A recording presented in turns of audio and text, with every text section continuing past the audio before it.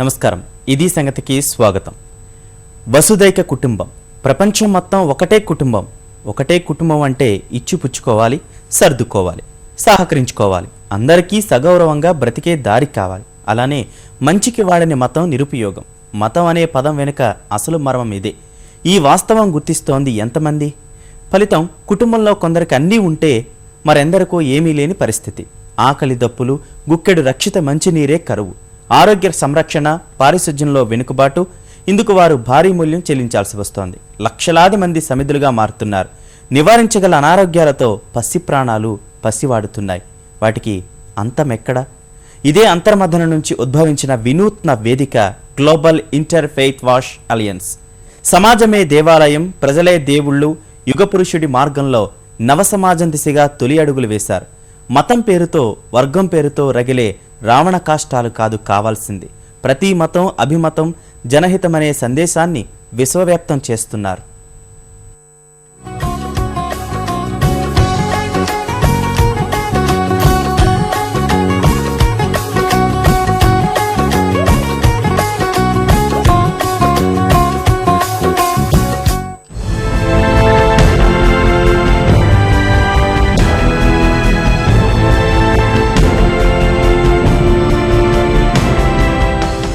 భిన్నత్వంలో ఏకత్వానికి నిలువెత్తు ప్రతిరూపం మన భారతదేశం.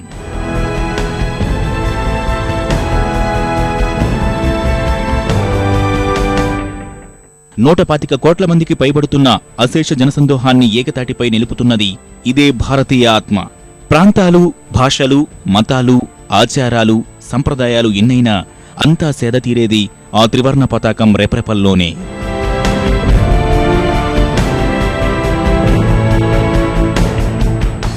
ఇదే సమయంలో ఆధునిక సమాజాన్ని శాసిస్తున్న మరో కీలకమైన అంశమూ ఉంది. చరిత్రకందని కాలం నుంచి సంస్కృతి సంప్రదాయాలకు, నాగరికతలకు నడత నేర్పడంలో మతం కేంద్ర బిందువుగా ఉంటూ వస్తోంది. రూపం, దైవం, నమ్మకాలు వేరైనా ఎవరి విశ్వాసాలు వారివి.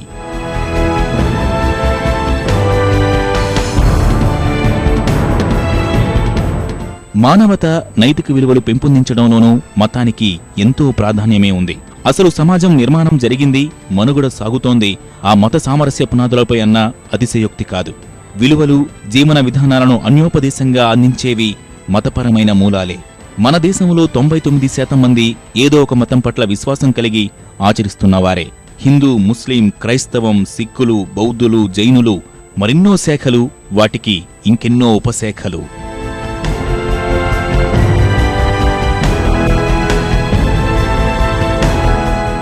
ఈ క్రమంలో మతం తర్వాత అంతా గౌరవించేది, విశ్వసించేది వారికి ధర్మబోధ చేసే మత గురువులనే.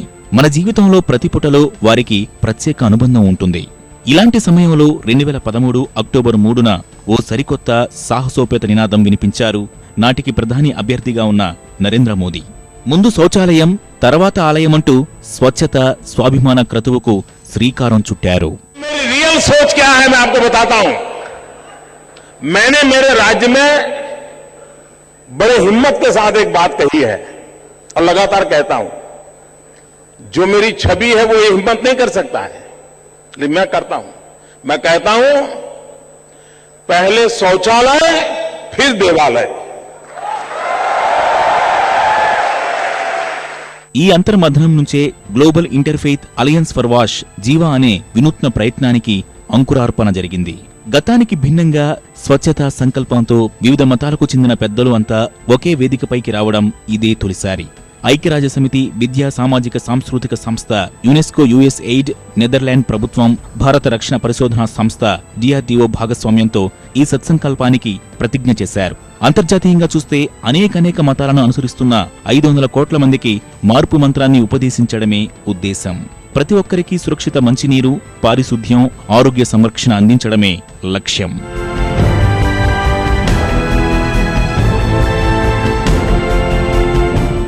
Spiritual people have a lot of power to inspire people.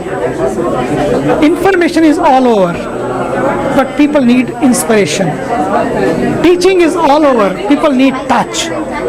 And because of that, we thought if all the religious leaders come together and rather than being in the temples and in the mosque, let us take the mosque to the street. Let us take the temples to the streets to the masses. And if mosque goes to the masses, if temples goes to the people, I think, believe me, there will be a change.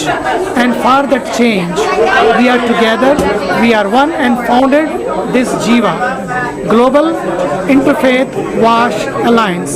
Bharat వంటి వర్ధమాన దేశాల్లో వస్తున్న అనారోగ్యాల్లో 80% మరణాల్లో 25% కలుషిత నీటి వల్లనే. అలానే దేశంలో 60% మందికి మరుగుదొడ్ల సదుపాయం లేదు. ముఖ్యంగా చిన్నారులు. మన దేశంలో రోజుకి 1100 మంది చిన్నారులు కలుషిత నీరు, పారిశుద్ధ్యలేమితో ప్రాణాలు కోల్పోతున్నారు. ఏటా 10 లక్షల మందికి పైగా అనారోగ్యం పాలవుతున్నారు.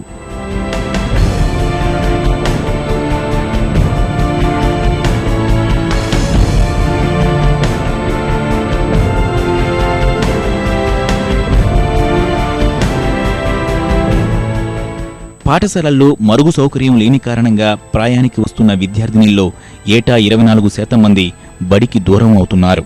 వారి చదువులు అర్ధాంతరంగా ఆగిపోతున్నాయి. పాఠశాలల్లో ఉన్న శౌచాలయాల్లోనూ నిర్వహణ సరిగా లేక వాటివైపు చూడాలంటేనే భయపడే పరిస్థితులు మరోవైపు.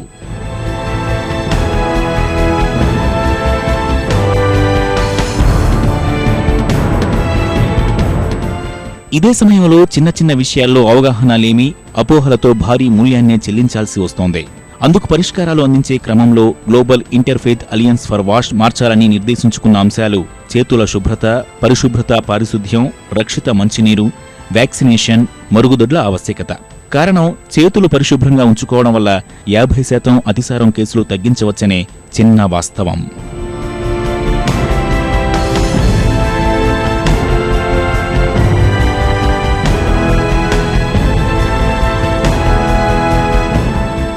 ప్రపంచంలో అన్ని మతాలు, ఆచారాలు, ప్రభుత్వాలు, అంతర్జాతీయ సంస్థలు, వాణిజ్య వర్గాలు పౌర సమాజాన్ని ఏకతాటిపైకి తీసుకురావాలి.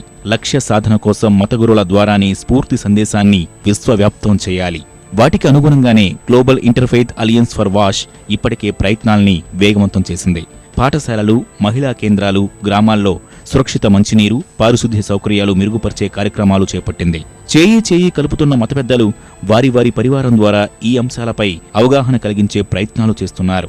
వీటిల్లో భాగంగానే అఖిల భారత ఇమాంల సమాఖ్య అధిపతి ఉమర్ అహ్మద్ ఇలియసి 5 లక్షల మంది ఇమాంలకు ఈ దిశగా శిక్షణ ఇచ్చేందుకు హామీ ఇచ్చారు. ग्लोबल इंटरफेथ वॉश अलायंस के साथ यूनिसेफ ने जिस तरह से अपना एक कदम आगे बढ़ाया है रिलीजियस लीडर्स के साथ, ये बहुत महत्वपूर्ण है, वेरी इम्पॉर्टेंट है, बिकॉज क्योंकि रिलीजियस लीडर्स का एक इम्पॉर्टेंट रोल होता है अपने समाज के अंदर उसको सुधार पैदा करने के लिए. मैं इस बात के लिए मुबारकबाद देता हूँ उन तमाम सारे लोगों के लिए कि जो इस रिलीजियस लीडर्स इस समिट के अंदर आकर अपना योगदान दिया है. तभी भारत को स्वच्छ भारत हम बना सकेंगे. आज जो पानी की ज़रूरत है, आज सैनिटेशन की ज़रूरत है, आज जो हाइजीन की प्रॉब्लम है, एक बहुत बड़ी प्रॉब्लम है. डायरिया से, मलेरिया से जो बच्चे लोग मर रहे हैं, हमें उसके लिए काम करना है. इंसानियत हमारे लिए सबसे इम्पॉर्टेंट है. Human being first. आओ हम सब मिलकर यूनिसेफ के साथ मिलकर इस काम को आगे बढ़ाएं और इस काम के लिए लोगों की जान बचाएं. यही इंसानी काम है, यही इंसानियत है. ఇటీవల కేంద్ర ప్రభుత్వం ప్రతిష్టాత్మకంగా ప్రారంభించిన వ్యాక్సినేషన్ కార్యక్రమం మిషన్ ఇంద్రధనుష్కు వీరి ప్రయత్నాలు ఎంతో బాసటగా నిలుస్తూ ఉన్నాయి. ప్రభుత్వ యంత్రాంగానికి సమాంతరంగా మత పెద్దలు ప్రచారం చేయడం ప్రజల్లో చైతన్యాన్ని కలిగిస్తోంది. వారిని టీకా కేంద్రాలకు తరలి వెళ్లేలా చేస్తోంది. ఉత్తరప్రదేశ్ మురాదాబాద్ పాక్బడా ప్రాంతానికి చెందిన ఇమాం షమ్మి అలాం చొరవే ఇందుకు నిదర్శనం. मजहब इस्लाम ने इस चीज़ की हमें इजाज़त दी है कि हम अपने जिस्म की हिफाजत कर सकें.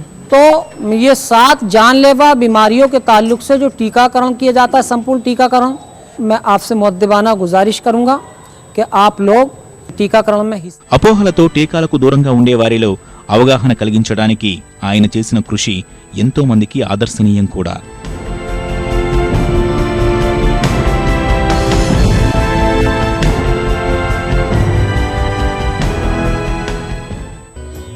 मोहतरम हज़रात, ज़रूरी है ना समाअत फरमाएं 5 साल तक के बच्चों को आंगनबाड़ी केंद्र पर ले जाएं और वहां अपने बच्चों को टीकाकरण कराएं।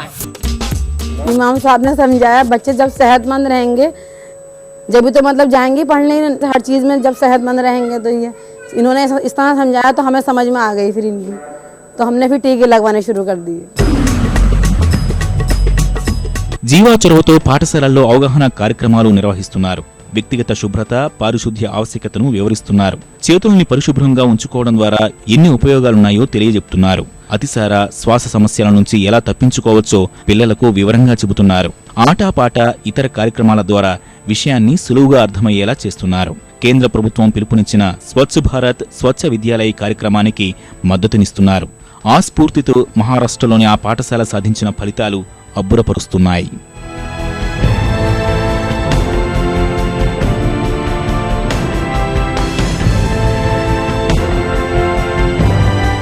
స్వచ్ఛ సంకల్పంతో డిఆర్డీఓ సహకారంతో జీవా పరిచయం చేస్తున్న మరో ప్రయత్నం హరిత శౌచాలయాలు. పారిశుద్ధ్య సమస్యలకు ఆధునిక సమాధానంగా వస్తున్న ఈ కొత్త మరుగుదొడ్లలో వ్యర్థాలన్నీ సహజంగానే భూమిలో కలిసిపోతాయి. వినియోగించే నీరు మాత్రం వేరుగా సేకరించి మొక్కల పెంపకం, సేద్యం వంటి అవసరాలకు ఉపయోగించుకోవచ్చు. అంతేగాక ఎలాంటి రసాయనాలు వాడకుండానే శుద్ధ బయోగ్యాస్, విద్యుత్ ఉత్పత్తి చేయవచ్చు. వాటి ఉపయోగాలు వివరించి పాఠశాలల్లో పెద్ద సంఖ్యలో ఏర్పాటు చేసేందుకు ప్రయత్నిస్తున్నారు. ప్రస్తుతం ఉత్తరాఖండ్ కేంద్రంగా ఈ కార్యకలాపాలు సాగిస్తున్నారు. తక్కువ ఖర్చుతో రక్షిత మంచినీరు అందించేందుకు ఇసుక ఆధారిత వడపోత వ్యవస్థలను పాఠశాలల్లో ఏర్పాటు చేస్తున్నారు. మతం, మత ప్రచారానికి కొత్త భాష్యం చెబుతున్న global interfaith alliance for wash ఈ ప్రయత్నాలన్నీ ఎందరికో ఆదర్శం అని చెప్పడంలో ఎలాంటి సందేహం లేదు. ఇదే స్ఫూర్తి దేశవ్యాప్తమైతే స్వచ్ఛతా యజ్ఞంలో అనుకున్న లక్ష్యాలు సాధించడం కష్టం కూడా కాదు. అది స్వచ్ఛ ఆంధ్రప్రదేశ్ అయినా, స్వచ్ఛ తెలంగాణ, స్వచ్ఛ హైదరాబాద్, స్వచ్ఛ విద్యాలయ, ఇలా కార్యక్రమం ఏదైనా జీవా వంటి సహకారం తీసుకుంటే మరింత మెరుగైన ఫలితాలు సాధించే అవకాశం ఉంది. వాటన్నిటికంటే ముందు శతాబ్దాల చరిత్రలో తొలిసారి మతాన్ని నిజమైన మానవ సేవకు సాధనంగా మలుచుకుని సమాజమే దేవాలయం అంటున్న వీరందరినీ అభినందించి తీరాలి.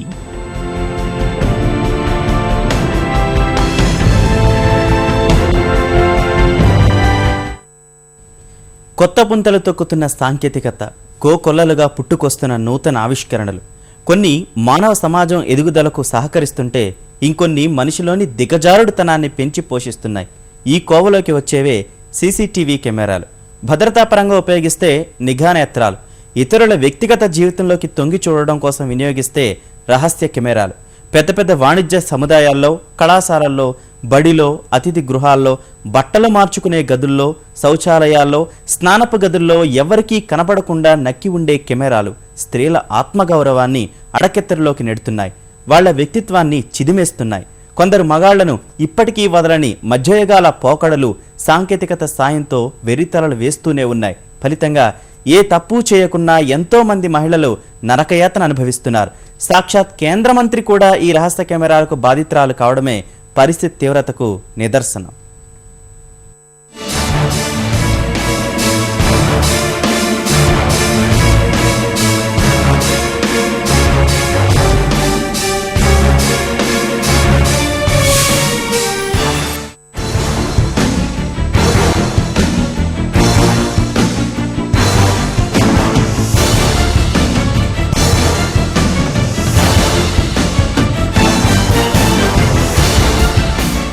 నిఘా నేత్రాలతో భద్రతకు భరోసా ఇటీవల ఎక్కువగా వినిపిస్తున్న మాట. వీటి సాయంతో మన నగరాల్ని సురక్షితంగా మార్చాలని సర్కార్లు భావిస్తున్నాయి. అన్ని వాణిజ్య సముదాయాల్లో, సినిమా హాళ్లలో, కళాశాల ప్రాంగణాల్లో, మందిరాల్లో, రద్దీ ప్రదేశాల్లో వీటిని పెట్టి ముష్కరుల అంతు చూడాలని ప్రభుత్వాలు అనుకుంటున్నాయి. ఇదంతా పగడ్బందీగా చేపడుతున్నారు. ఇప్పటి వరకు అనేక కేసుల్లో నిందితుల్ని గుర్తించేందుకు కూడా వీటినే వినియోగించారు. అనేక కేసుల చిక్కుముళ్లను సైతం పోలీసులు విప్పగలిగారు. ఇదంతా నిఘా నేత్రాల వల్ల ఒనగూరుతున్న ప్రయోజనాల్లో భాగం.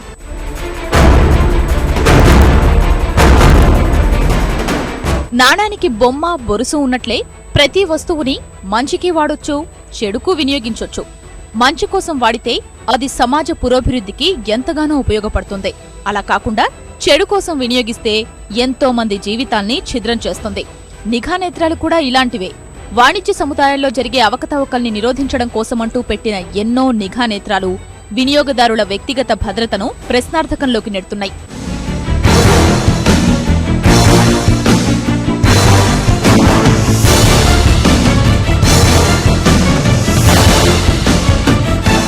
It's very dangerous. చాలా ఇబ్బంది, చాలా చాలా ఇబ్బంది. ఎవరైనా ఫోటోలు తీసి బ్లాక్మెయిల్ చేశారంటే ఏం చేయటం మరి? చాలా తప్పు కదా. చిన్నపిల్లలు, నార్మల్ పబ్లిక్ చాలా డేంజర్ అండి. అక్కడ బ్లాక్మెయిల్ చేస్తే కూడా మన దగ్గర లైఫ్ స్పాయిల్ అవ్వచ్చు కదా, పిల్లల లైఫ్. భద్రత పేరుతో ఎక్కడ పడితే అక్కడ కెమెరాలు వెలుస్తున్నాయి. బట్టల దుకాణాల్లో, ట్రయల్ రూమ్లలో ఉండే రహస్య నేత్రాలు ఎంతో మంది ఆడపడుచుల బతుకుల్ని బుగ్గిపాలు చేస్తున్నాయి. ఆడవాళ్లను గౌరవించడం మన కనీస విధి అని మరిచిన కొందరు దుర్మార్గులు బట్టలు మార్చుకునే సమయంలో దృశ్యాల్ని చిత్రీకరించి వాటిని సామాజిక మాధ్యమాల ద్వారా బయటకు పొక్కేలా చేసి రాక్షసానందం పొందుతున్నారు. ఆ అతివ ఉసురు పోసుకుంటున్నారు.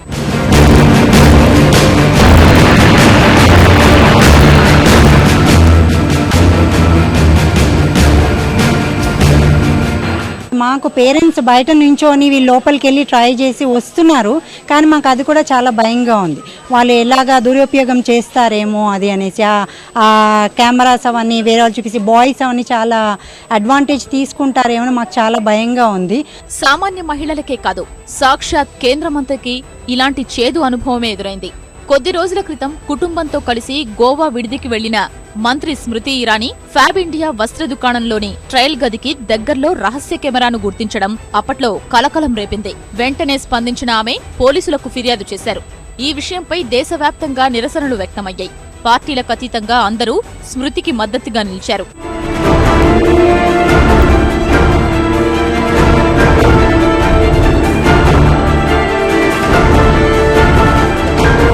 ట్రయల్ రూమ్స్లో పెట్టడము, పర్టికులర్గా వాళ్ళు చెప్తున్నది ఏంటంటే ఈ ఆడవాళ్ళు ఎక్కువగా డ్రెస్లు వేసుకొని పోతారేమోని, మా వెతుకుపోతారేమో అని. ఇదంతా హాస్యాస్పదం. అంటే వాళ్ళ యొక్క వాదనను ఈ రకంగా ఎక్స్పోజ్ చేయటం అనేది సరి అయింది కాదు. ఇది ఒక పక్కడబంది ప్రణాళిక ప్రకారము ఆడవాళ్ళని ఎక్స్ప్లాయిట్ చేసే దాంట్లో ఇదొక భాగం అనేదే ఇక్కడ ఫీల్ కావాల్సిన అవసరం ఉంది. స్మృతి ఘటన నుంచి తేరుకోకముందే పశ్చిమ బంగలో చోటు చేసుకున్న మరో ఘటన దేశం నివ్వెరపోయేలా చేసింది. మగువల వ్యక్తిగత భద్రతకు ఎంత ముప్పు పొంచి ఉందో తెలియజెప్పింది. కోల్కతాలోని అక్వాటికా ఈత కొలను దగ్గరున్న బట్టలు మార్చుకునే గదుల్లో రహస్య కెమెరాలు అమర్చి ఉండడాన్ని గమనించి మహిళలు పోలీసులకు సమాచారం అందించారు. స్పందించిన పోలీసులు 9 మంది నిందితుల్ని అదుపులోకి తీసుకున్నారు.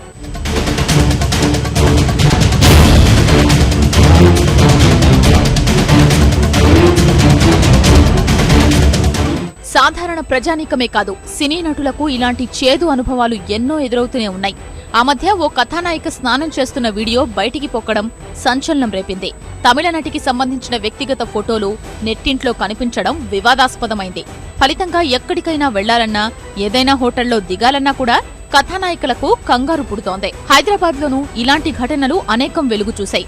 2 ఏళ్ల క్రితం బంజారాహిల్స్ లో ఓ భవన సముదాయంలో ఉండే కేబుల్ వ్యాపారి స్నానపు గదుల్లో రహస్య కెమెరా పెట్టి మహిళల ఆత్మగౌరవానికి భంగం కలిగించేలా ప్రవర్తించాడు. అతడి గుట్టు బయటపెట్టిన మహిళలు సదరు నిందితుణ్ణి కటకటాల వెనక్కి పంపించారు.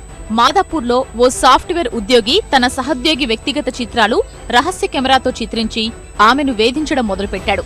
చివరకు ఆ బాధితురాలు పోలీసుల్ని ఆశ్రయించి ఆ రాక్షసుడి బారి నుంచి బయటపడింది. గాంధీనగర్, సికింద్రాబాద్, అబిడ్స్లోనూ ఇలాంటి ఘటనలు చోటు చేసుకున్నాయి. విశాఖలోనూ ఇలాంటి ఘటనలు అనేక మార్లు చోటు చేసుకున్నాయి.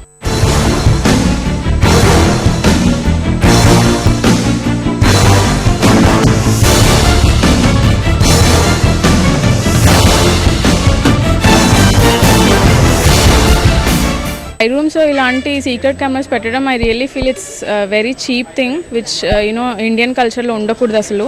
ఎందుకంటే ప్రతి ఇంట్లో వాళ్ళ సిస్టర్స్, మదర్స్, డాటర్స్ అందరూ ఉంటారు. సో వాళ్ళు ఎవరైనా డ్రెస్ చేంజ్ చేసుకున్నప్పుడు ఇంకో చూస్తే it's really insulting to their family and culture also. So అది సీరియస్గా ఇట్స్ నాట్ గుడ్. నాకు అలాంటిది అని జరిగితే ఐ రియల్లీ దాని గురించి పెద్దగా ఇష్యూ చేస్తాను కంపల్సరీ. వస్త్ర దుకాణాల్లో ట్రయల్ రూమ్లకు వెళ్లే మహిళలు చిన్న చిట్కాలు పాటిస్తే రహస్య కెమెరాల్ని గుర్తించే అవకాశం ఉంది. ట్రయల్ రూమ్లోకి వెళ్లేటప్పుడు తప్పనిసరిగా సెల్ ఫోన్లను వెంట తీసుకెళ్లాలి. తెలిసిన వాళ్లకో ఎవరికో ఒకరికి కాల్ చెయ్యాలి. కాల్ కలవకపోతే 4 సార్లు ప్రయత్నించండి. ఎంతకీ కాల్ కలవడం లేదంటే దగ్గర్లో రహస్య కెమెరా ఉన్నట్లు అనుమానించొచ్చు. ట్రయల్ రూమ్ తలుపుకి, వెంటిలేషన్ చాటున, అద్దాల మాటున కెమెరాలను అమర్చే అవకాశం ఉంది. ట్రయల్ గదిలోకి వెళ్లినప్పుడు అనుమానాస్పదమైన వస్తువులు ఉన్నాయేమో క్షుణ్ణంగా చూడాలి. అనవసరమైన చోట అద్దాలు అమర్చినా, ట్రయల్ రూమ్ పైభాగంలో అనవసరమైన అలంకరణలు కనిపించినా వాటి మాటున రహస్య కెమెరాలు ఉండే ప్రమాదం ఉందని గుర్తించాలి. అన్నింటినీ మించి లైట్లను పూర్తిగా ఆర్పిన తరువాతే ట్రయల్ రూంలోకి వెళ్లాలి. 0 బల్బు కంటే తక్కువ వెలుతురుతో రూంలో లైట్ వెలుగుతున్నా లేక ఏదైనా బీప్ శబ్దం వచ్చినా అక్కడ రహస్య నేత్రం మిమ్మల్ని చూస్తోందనే అర్థం. ఓ గదిలో ఎక్కువ అద్దాలు ఉన్నా అనుమానించాల్సిందే.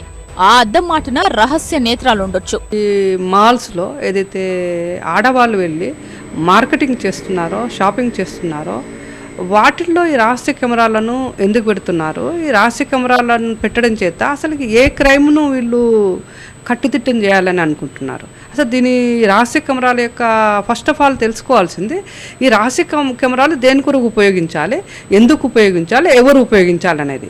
రహస్య కెమెరాలు మాత్రమే కాదు, మహిళల పరువుకు అద్దాలు సైతం సవాల్ విసురుతున్నాయి. కొన్ని చోట్ల అమరుస్తున్న అద్దాల మూలన ఆడవాళ్లు ఇబ్బందులకు గురికావాల్సి వస్తోంది. మరుగుదొడ్లలో 1 వే అద్దాలు ఉంటే అవి ఎలాంటి ప్రమాదాన్ని కలిగించవు. అదే 2 వే అద్దాలుంటే మాత్రం ప్రమాదం పొంచి ఉన్నట్లే. 1 వే అద్దాల్లో మన ప్రతిబింబం మాత్రమే కనిపిస్తుంది. అదే 2 వే అద్దాలైతే అవతలి వారికి మనం స్పష్టంగా కనిపిస్తాం, మనకి అవతలి వారు మాత్రం కనిపించరు. వీటిని పసిగట్టేందుకు ఓ చిట్కా ఉంది. అద్దంపై వేలు ఉంచినప్పుడు ప్రతిబింబం వేలు కలిసిపోతే అది 2 వే అని, వాటి మధ్య దూరం స్పష్టంగా కనిపిస్తే అది 1 వే అద్దమని గుర్తించొచ్చు. ఇక వీటితో పాటు హిడెన్ కెమెరా డిటెక్టర్ లాంటి ఆండ్రాయిడ్ ఫోన్ యాప్లు సైతం అందుబాటులో ఉన్నాయి. వీటిని ఫోన్లలో ఇన్స్టాల్ చేసుకుని స్కాన్ చేస్తే దగ్గరలోని రహస్య కెమెరాల్ని గుర్తించొచ్చు. ఎక్కడ ఉన్నాయి హిడెన్ కెమెరాస్ అనేది తెలుసుకోవడానికి పర్టికులర్ ఎక్విప్మెంట్ ఏం లేదు. దాన్ని మనం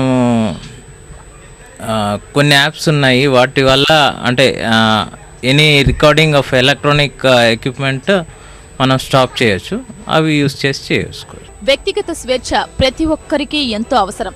అది హరించినా చట్ట ప్రకారం వాళ్లు శిక్షార్హులే. ఎక్కడికైనా వెళ్లినప్పుడు అక్కడ ఏమాత్రం రహస్య కెమెరాలు ఉన్నట్లు అనుమానం వచ్చినా పోలీసులకు సమాచారం అందించాలి. ఎవరైనా వ్యక్తిగత దృశ్యాల్ని చిత్రీకరించి వేధింపులకు పాల్పడుతున్నప్పుడు మనోవేదనకు గురికాకుండా ధైర్యంగా పోలీసుల్ని ఆశ్రయించాలి. అప్పుడే ఇలాంటి వికృత చేష్టలకు పాల్పడే వాళ్లలో భయం పుట్టుకొస్తుంది. ఇలాంటి దుశ్చర్యలు తగ్గుముఖం పడతాయి.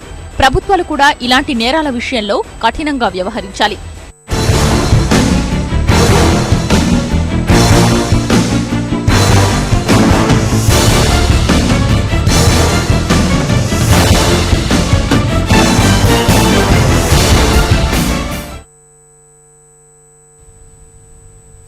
మరిన్ని విభిన్న అంశాలతో మరో ఇది సంగతిలో కలుద్దాం. నమస్కారం.